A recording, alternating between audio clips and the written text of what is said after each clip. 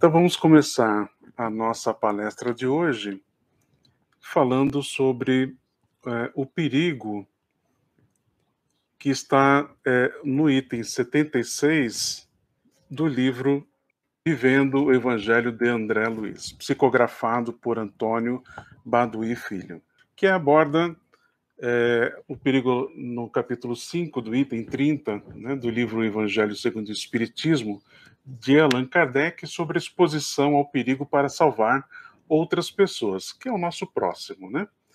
E no item 30 do livro do Evangelho segundo o Espiritismo, a pergunta é a seguinte, né? Se um homem se expõe a um perigo iminente para salvar a vida de um de seus semelhantes, sabendo de antemão que sucumbirá, pode o seu ato ser considerado suicídio? A resposta foi que, desde que no ato não entre a intenção de buscar a morte, não há suicídio. Então, é interessante, né? Porque a intenção ela faz toda a diferença, né? Então, a resposta é sim. Embora também haja certeza que a pessoa vai morrer, né?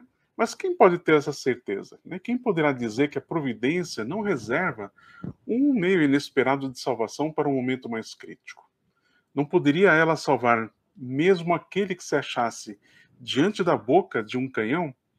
Ou pode muitas vezes dar-se que ela extremo limite à prova da resignação. E nesse caso, uma circunstância inesperada pode desviar esse golpe fatal. Mas é o bem do próximo, então a gente não deve se amedrontar diante desse perigo, né? No livro O Céu e o Inferno, a gente tem o seguinte, que não se pode taxar de suicida aquele que dedicadamente se expõe à morte para salvar o seu semelhante.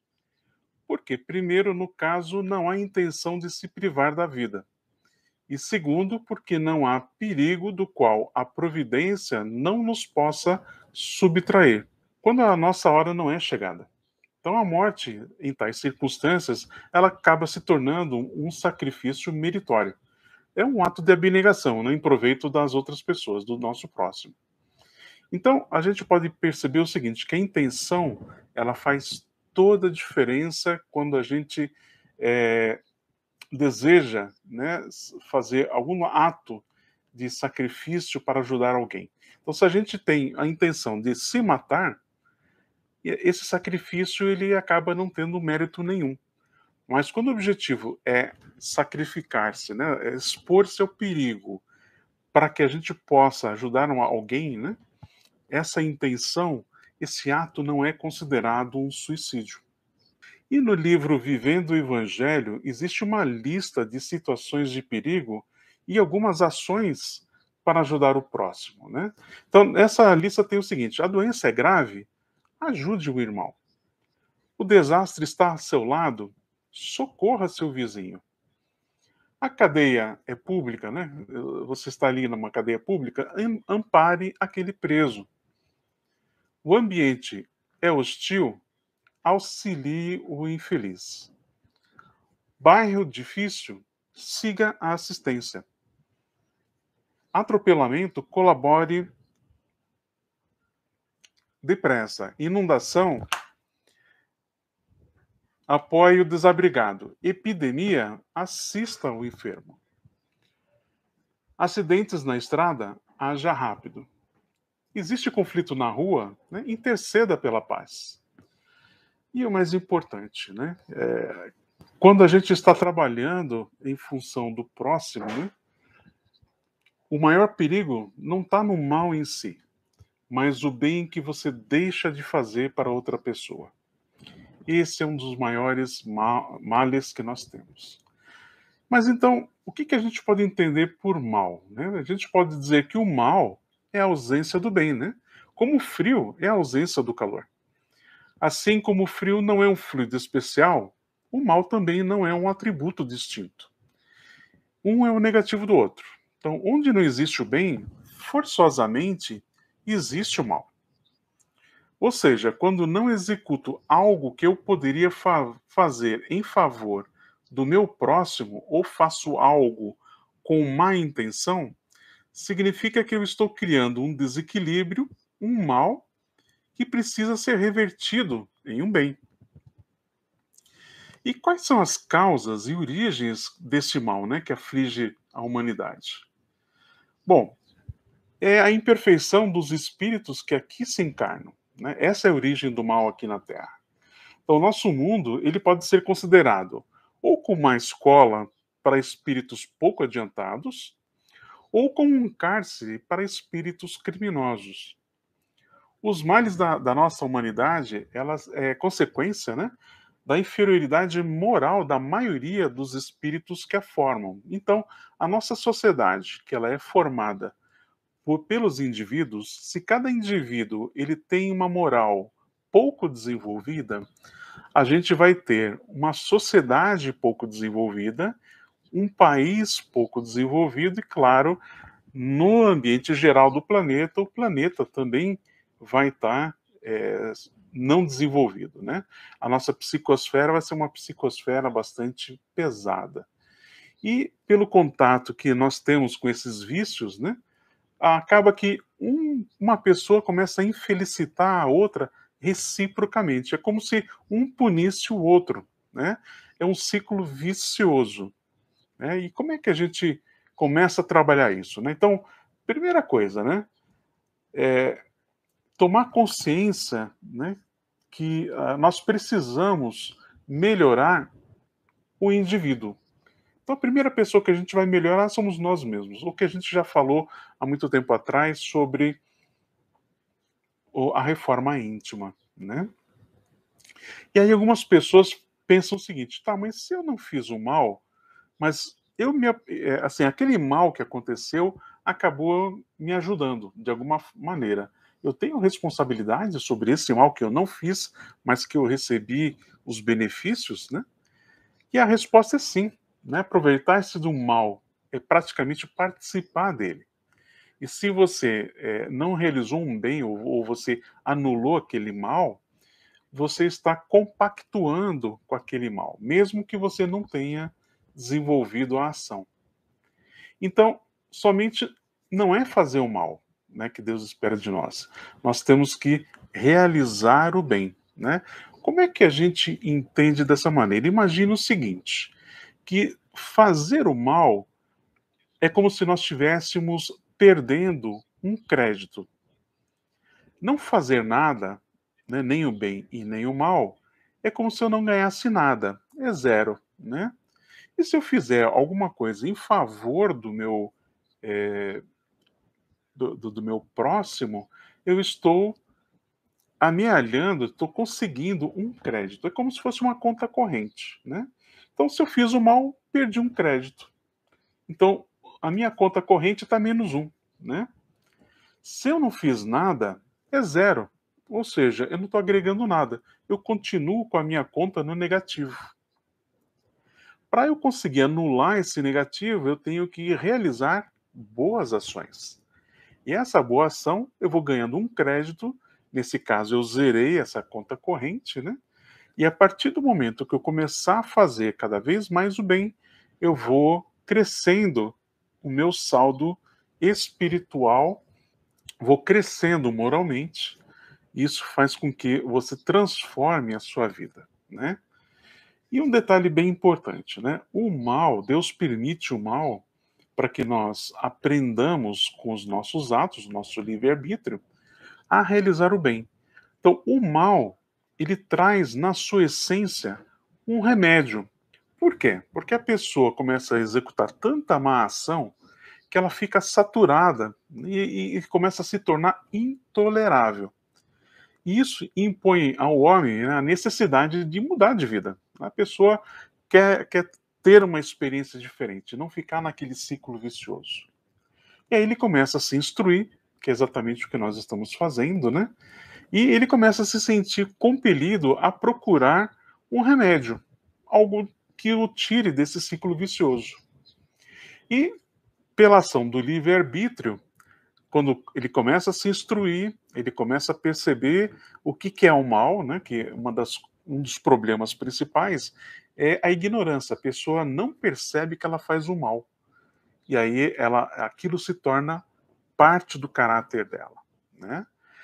E aí o que acontece? Nós temos um hábito, que normalmente é o hábito negativo. Quando a gente se instrui, nós tomamos consciência do mal que nós estamos fazendo ou o bem que estamos deixando de fazer e começamos com pequenas ações para o bem. E nessas pequenas ações a gente vai ganhando alguns méritos com essa prática. Agora, claro, para você estabelecer um hábito leva tempo. E aí você começa a continuamente fazer pequenas coisas do bem e você vai saindo daquele ciclo vicioso para um ciclo mais virtuoso, né? E aí aquela pergunta, né, que pode estar na cabeça da gente: puxa, mas eu não tenho dinheiro para fazer o bem. Posso fazer o bem sem dinheiro? Claro, sem dúvida.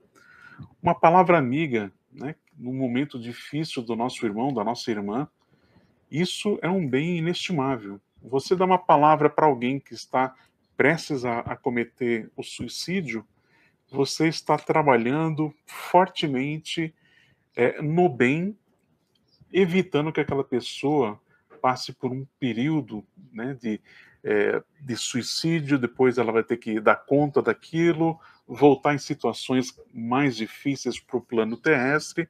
Você fazendo um ato de simplesmente escutar e dar um bom aconselhamento é muito bom. É como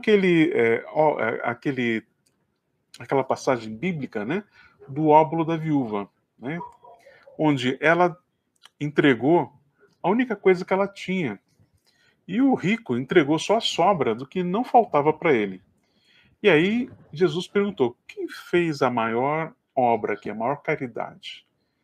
Foi a mulher pobre, que entregou tudo que ela tinha, ou foi o rico, né, que fez muito mais do que ela com as sobras daquilo que não lhe faltava? E a resposta é a mulher, é claro, porque ela entregou tudo que ela tinha. E ela exercitou um sacrifício muito maior do que aquele rico. Perceba, o rico ele entregou mais resultado, mas ele não fez o sacrifício que a nossa irmã mais pobre fez. Então, o mérito dela é maior, nesse caso, do que o nosso irmão que praticou esse bem.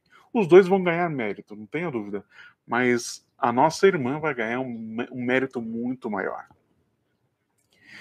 Muito bem, nós não somos perfeitos, né? E esse é um ponto que é super importante, porque apesar de não sermos perfeitos, nós estamos nesse exato momento buscando o nosso aperfeiçoamento. E dentro disso, né, nós estamos começando a dar conta, né, do que é o bem, o que é o mal. Eu preciso melhorar a mim mesmo, e você começa a ter uma responsabilidade muito maior do que você tinha quando você era ignorante, né? Quando você não tinha essa percepção do bem e do mal. E um dos pontos que Jesus trouxe, né, eh, foi o seguinte: quando a gente se instrui mais, a nossa responsabilidade aumenta e nós temos que dar conta das nossas ações.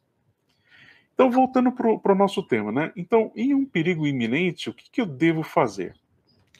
Bom, num perigo iminente, né, você tem uma situação que você pode passar com dois gatilhos, tá?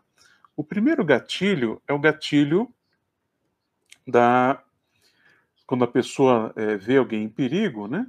É, o instinto, né? Aquilo que a gente herdou dos nossos ancestrais animais, né? Quando a gente vê, por exemplo, uma pessoa numa situação de um perigo iminente, uma criança caindo de uma sacada, por exemplo, a gente reage, né?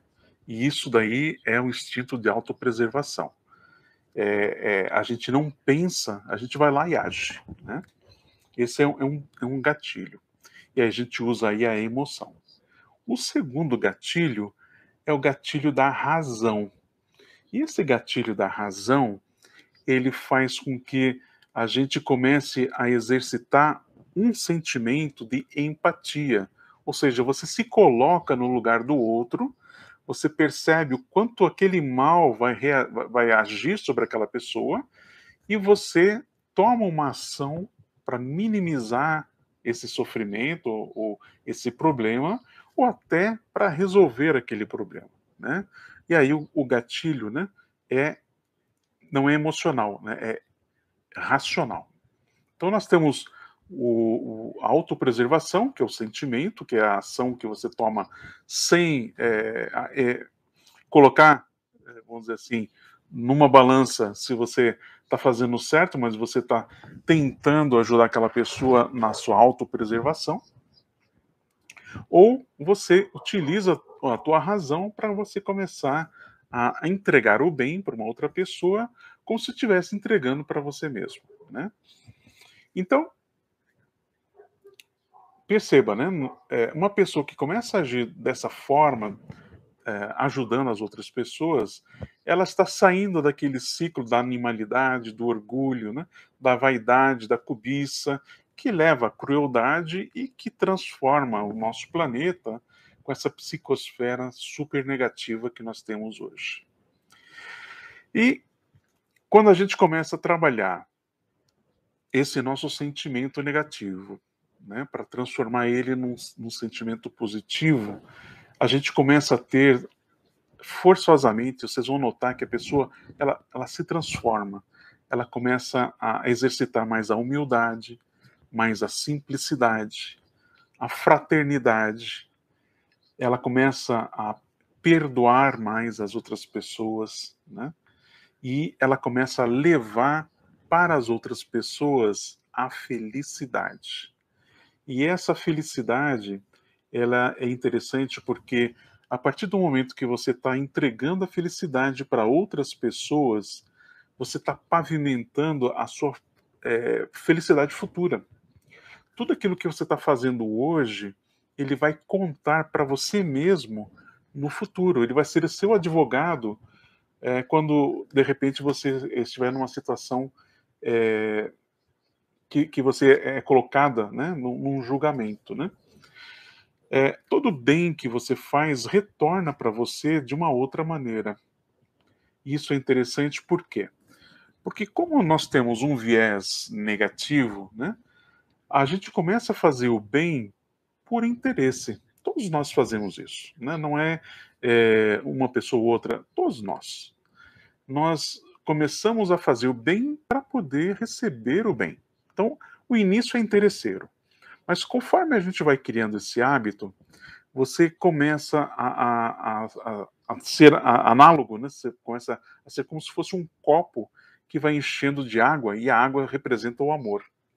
E você vai enchendo o teu copinho de amor, né? De água, né? E quando aquela água está para vazar, nós temos duas alternativas. Ou a gente encosta uma outra pessoa, né? Um outro copinho do lado e distribui esse amor, ou a gente perde aquele amor. Como a gente não quer perder aquele amor, a gente acaba dando esse amor para as outras pessoas.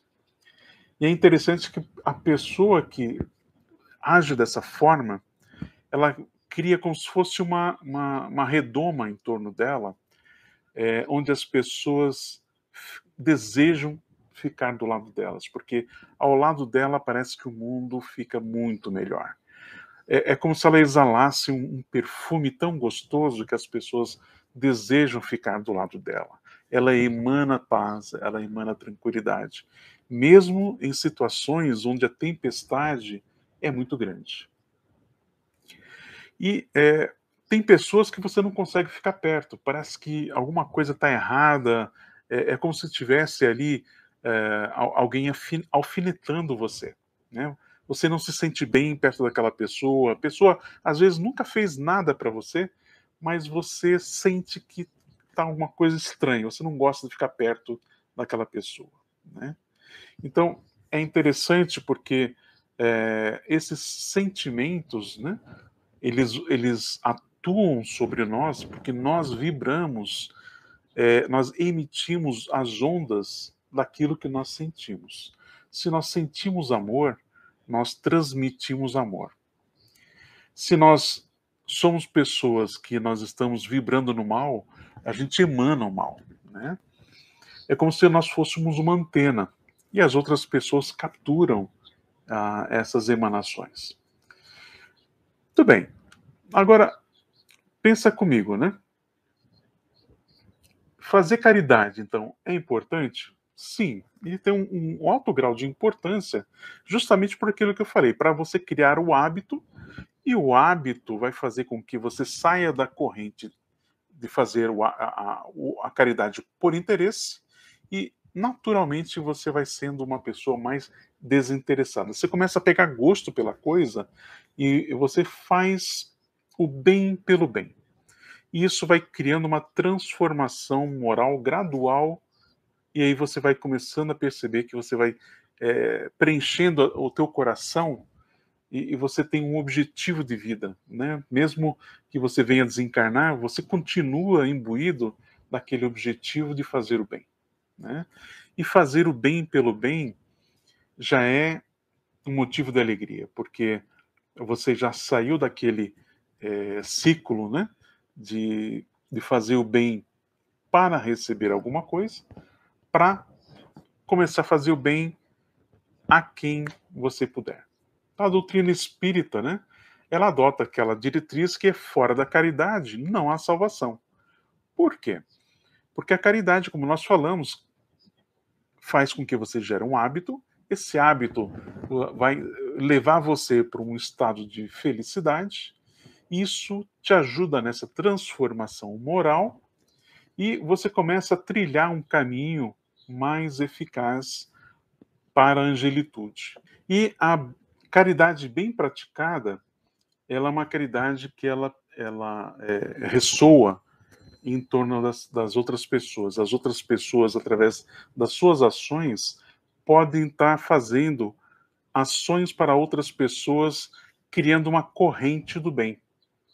E essa corrente do bem vai, de repente, voltar para você de alguma forma, né?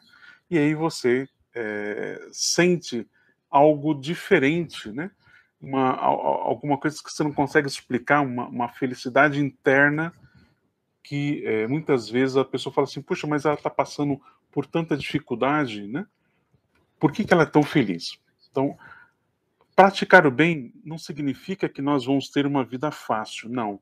Nós vamos estar sujeitos aos males, mas nós vamos reagir a esses males de uma maneira muito diferente, de uma maneira onde nós tenhamos a tranquilidade, nós tenhamos a capacidade de enxergar uma saída, mesmo quando a, a, a situação ela se torna às vezes insustentável, numa situação onde você não tivesse essa força moral, talvez você sucumbiria, mas com a sua transformação você começa a se habilitar para novos desafios, né? E claro, é super importante realizar essas ações em favor do próximo para que nós tenhamos essa paz, né, essa tranquilidade, essa coragem de enfrentar essas dificuldades. Então, quando nós recebemos o mal, aquilo que está na Bíblia, né, dá o outro lado da moeda. Então, é dar o bem.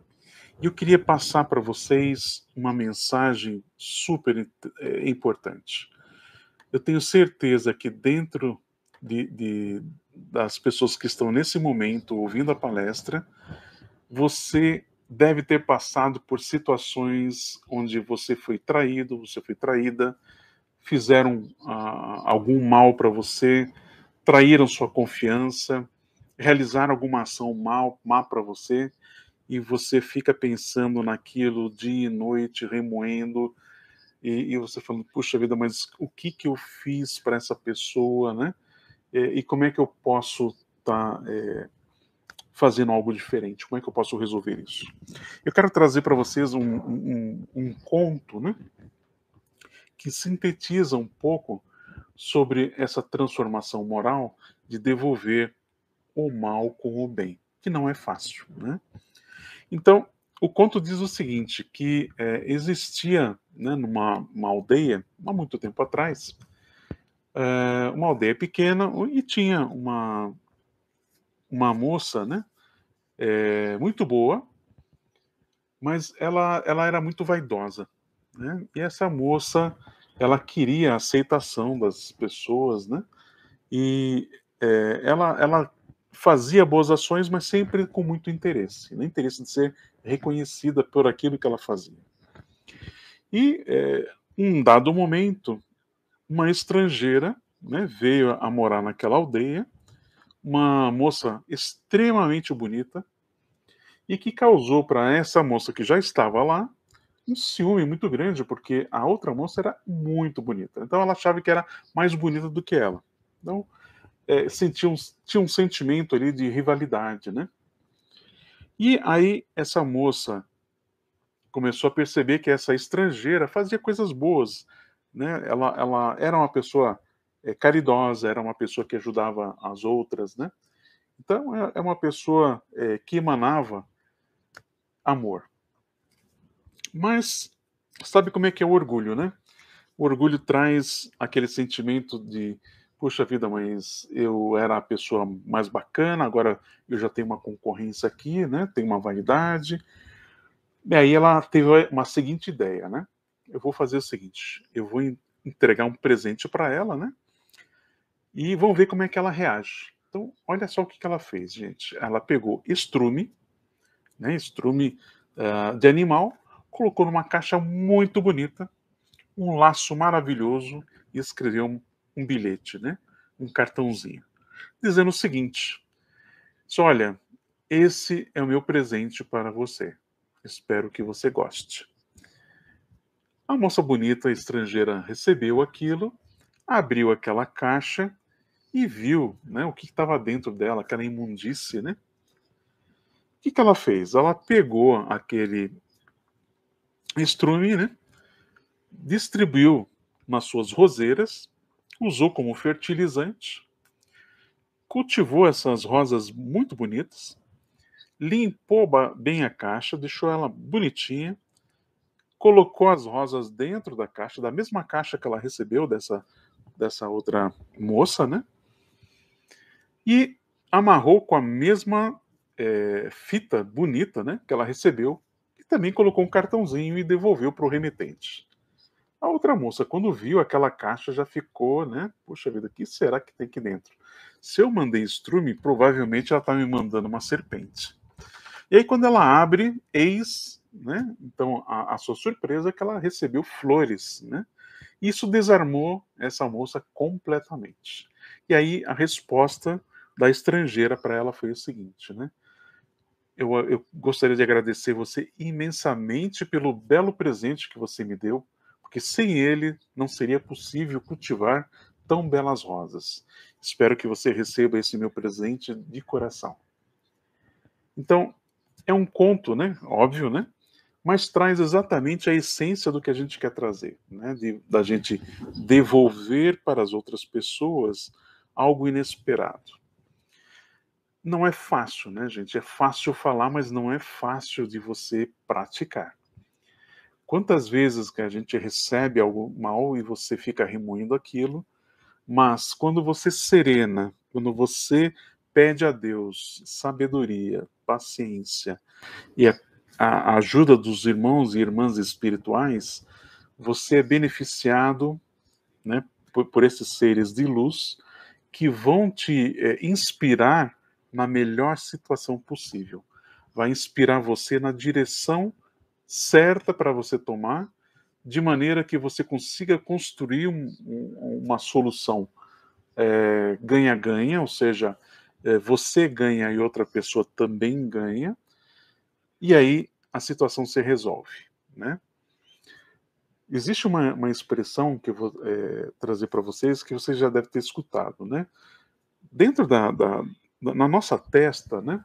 Ela, você pode escrever amor, você pode escrever bobo também. Então muita gente faz da gente de bobo, né? E nós precisamos entregar de volta o amor. Não é fácil, mas quando nós estamos mais calmo, mais sereno, você tem a capacidade de raciocinar sobre aquilo que aconteceu com você. Em vez de usar o gatilho da emoção, vamos utilizar nesse momento, né, o gatilho da razão. E quando nós estamos em paz conosco mesmo, mesmo em situações turbulentas, o caminho se mostra. Às vezes, o bem vem de caminhos que a gente nem imaginava, de pessoas que você não teria a menor probabilidade de adivinhar que elas poderiam te ajudar. Mas a ajuda vem, não se desespere. É extremamente importante a gente confiar que num perigo iminente, numa situação onde a gente às vezes não enxerga uma saída, a saída pode ser o irmão que está do teu lado, a tua esposa que pode te dar um bom conselho, um desconhecido na rua que de repente captura o teu sentimento para poder você conseguir ter uma visão diferente, né? Às vezes uma pessoa de fora consegue analisar muito melhor do que a gente. Normalmente a gente está dentro, muito profundo, né? Muito arraigado dentro daquele problema e não enxerga as alternativas que estão à nossa disposição. Muito bem. Eu queria trazer para vocês, então, uma oração para quem gostaria de escapar de um grande perigo. E essa oração ela começa assim: Meu Deus, meu anjo guardião, agradeço-vos o socorro que me destes no perigo que me ameaçou. Que esse perigo seja uma advertência para mim e que me esclareça sobre os motivos que o atraíram para a minha vida. Compreendo, Senhor, que ela está em vossas mãos e que podeis retirá-la quando quiserdes. Inspirai-me através dos bons espíritos que me assistem à ideia do bem empregar o tempo que me concedestes nesse mundo. Meu anjo guardião, sustentai-me na decisão de corrigir os meus erros e fazer todo o bem que estiver ao meu alcance, a fim de chegar ao mundo dos espíritos com menos imperfeições, quando aprouver a Deus me chamar. Então, eu queria trazer essa reflexão para que vocês, se vocês estão passando por um momento de dificuldade, né, vocês estão sendo injustiçados, converse com os irmãos espirituais, com aqueles que são superiores. Eles têm o maior prazer em nos ajudar. Eles querem ver a nossa vitória e não a gente responder o mal com o mal. Não se perturbe. Leve isso para a sua reflexão dessa semana. Eu tenho certeza que se você está passando por um momento difícil, ao conseguir fazer essa meditação, ao pedir ajuda a Deus, você será atendido, você será atendida. Muito bem, chegamos então ao final da nossa palestra e eu gostaria de convidar pessoas que gostariam de aprender a, a doutrina espírita. Nós temos às segundas-feiras, das 20 às 21 horas, o estudo sistematizado da doutrina espírita, o ESD 1, 2 e 3, e também o estudo da obra Evangelho segundo o Espiritismo e o estudo da mediunidade, né? Às terças-feiras, nós temos a nossa palestra pública, como nós estamos fazendo hoje, né? E também tem um estudo sistematizado para os jovens entre 18 e 21 anos. Às quintas-feiras, nós temos o estudo da série de André Luiz. Aos sábados, nós temos a palestra pública, né? E temos também a evangelização infantil e a mocidade espírita. Nós teremos o retorno, né, dos trabalhos daqui a pouco, está sendo todo preparado, né? Daqui a pouco será divulgado, né? E a intenção é que a gente também mantenha o canal digital, para que nós tenhamos pessoas que estão longe, mas que se interessam pelo conteúdo, né? Se interessam pelo tema, para que possam tirar proveito, né? Dos ensinamentos e da programação que a casa oferece. Eu gostaria de agradecer a todos e desejar a todos vocês um ótimo final de semana, uma semana de muita realização e que vocês possam espalhar o bem e a caridade a todos através das suas ações. Sejam os exemplos para que as outras pessoas sigam você. Fique com Deus e até a próxima.